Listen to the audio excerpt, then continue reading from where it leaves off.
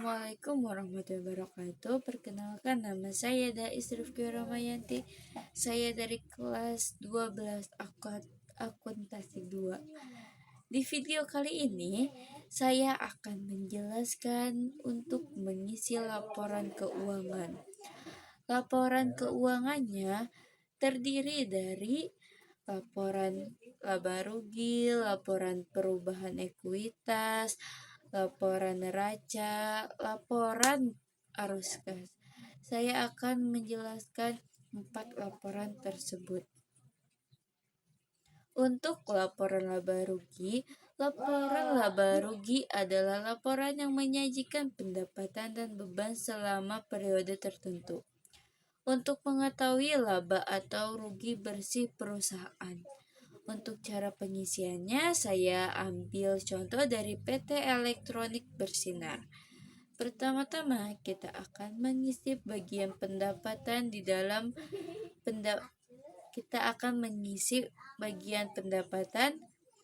Di dalam pendapatan ini ada akun penjualan ditambah beban angkut penjualan dikurangi dengan potongan penjualan yang menghasilkan penjualan bersih. Ada pula harga pokok penjualan ditambah beban angkut pembelian dikurangi dengan potongan pembelian yang menghasilkan harga pokok penjualan bersih.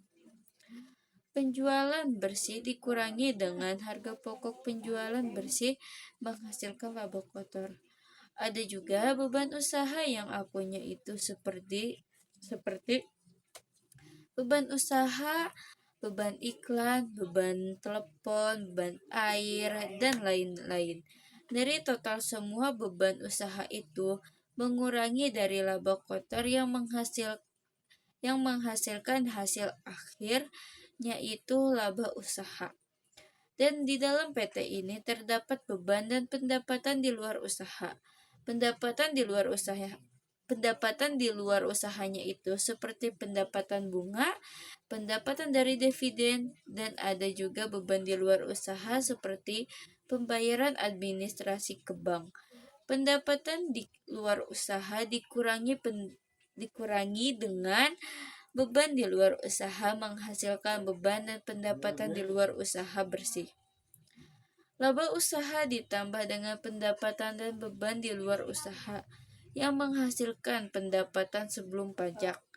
Untuk menghasilkan laba bersih setelah pajak, laba bersih sebelum pajak dikurangi dengan beban pendapatan pajak yang nominalnya terdapat di neraca lajur.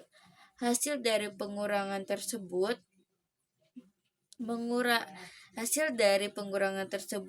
menghasilkan laba bersih setelah pajak. Ada juga dari nominalnya itu dari neraca lajur yang kolom pendapatan dan beban tetapi saldo akhirnya. Kedua, ada laporan perubahan ekuitas. Laporan perubahan ekuitas adalah laporan yang menunjukkan perubahan modal pemilik dalam suatu periode akuntansi. Di dalamnya PT Elektronik Bersinar menggunakan 3 kolom. Kolom pertama ada setoran awal. Kolom kedua ada laba ditahan periode. Yang kolom ketiga total. Modal awal disetor ditambahkan dulu dengan laba ditahan awal periode totalnya. Disimpan di kolom total. Laba ditahan awal periode ditambahkan dengan laba tahun berjalan yang sudah dikerjakan di laporan laba rugi. Untuk totalnya, simpan di bawah. Untuk mendapatkan modal akhir tahun, modal disetor di awal ditambahkan dengan hasil tadi penambahan yang di kolom laba tahun berjalan. Hasilnya itu menjadi modal akhir tahun karena total yang di atas ditambahkan dengan laba bersih menghasilkan sama dengan yang di bawah. Untuk pengisian laporan perubahan ekuitas, sisa setoran awal dan laba ditahan awal periode dari neraca saldo. Kalau untuk laba tahun berjalan dari laporan laba rugi sebelum yang sudah kita kerjakan. Laporan neraca. Laporan neraca adalah laporan yang menunjukkan posisi keuangan perusahaan pada akhir periode. Untuk di laporan neraca contohnya sama seperti yang tadi dari PT Elektronik Bersinar. Di sebelah kiri ada akun aset. Asetnya itu ada aset lancar dan aset tetap. Aset lancarnya terdiri dari kas di bank, kas kecil, piutang dagang, PPN masukan, tetapi juga ada akun kontra atau akun yang berlawanan yang dapat mengurangi akun-akun tadi, yaitu akun kerugian piutang. Itu dijumlahkan, totalnya disimpan terlebih dahulu, dan kita melanjutkan untuk menghitung aset tetap. Aset tetapnya terdiri dari tanah, gedung, peralatan, ada juga akun kontranya yang mengurangi. Contohnya akumulasi gedung, akumulasi penyusutan kendaraan, mesin, lalu ditotalkan. Hasil dari total aset tetap dan aset lancar itu dijumlahkan. Untuk totalnya di bawah total aset. Untuk di sebelah kanan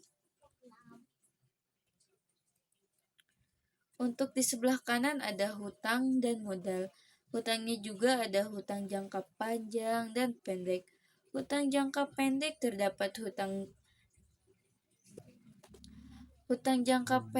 terdapat hutang dagang, hutang kartu kredit, hutang PPN, hutang pendapatan bunga, dan lain-lain.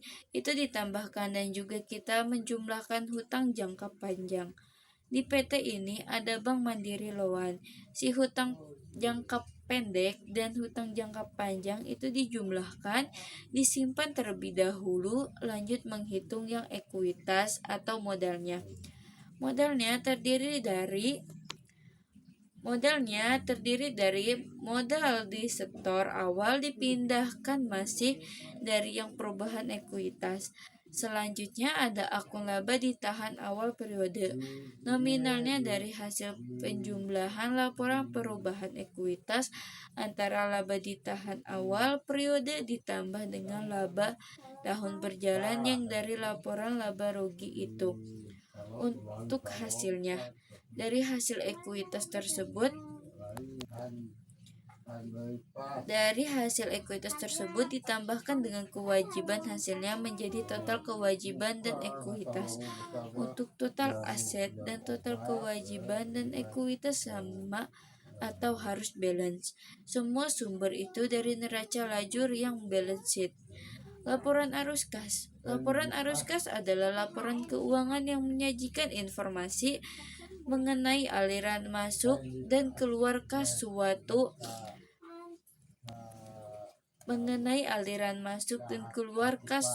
perusahaan dalam periode tertentu. Di laporan arus kas ini masih dari PT Elektronik Bersinar. Ada 3 kegiatan seperti kegiatan operasional, investasi, dan kegiatan pendanaan. Untuk kegiatan operasional terdapat arus kas masuk, yaitu dari penjualan tunai, pembayaran piutang dagang, pendapatan bunga, itu semua ditotalin.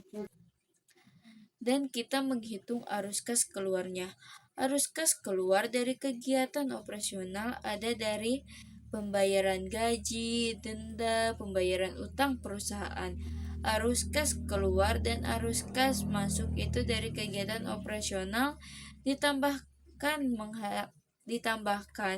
menghasilkan arus kas bersih kegiatan operasional. Lanjut untuk kegiatan kedua, yaitu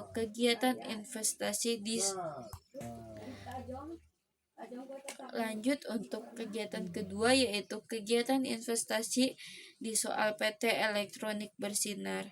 Ini hanya ada arus kas masuknya, yaitu dari penjualan aktiva, jadi tidak dipengaruhi oleh arus kas apapun. Langsung arus kas bersih kegiatan investasi dari penjualan aktiva. Untuk kegiatan ketiga, kegiatan pendanaan, di dalamnya kegiatan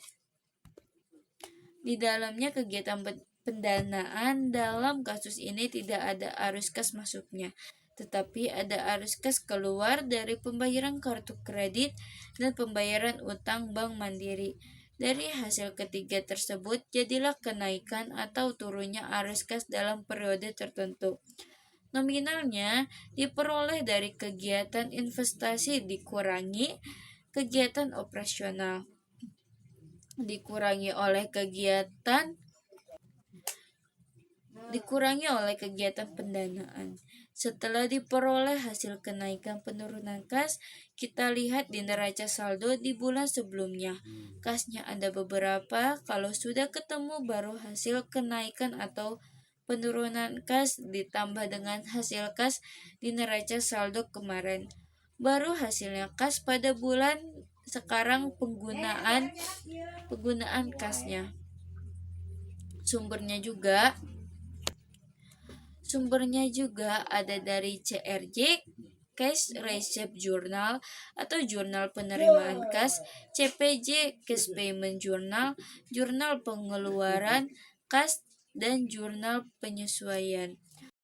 Mohon maaf banyak cut-cutnya dikarenakan pencahayaannya dari HP mati terus, jadi harus dipencet-pencet.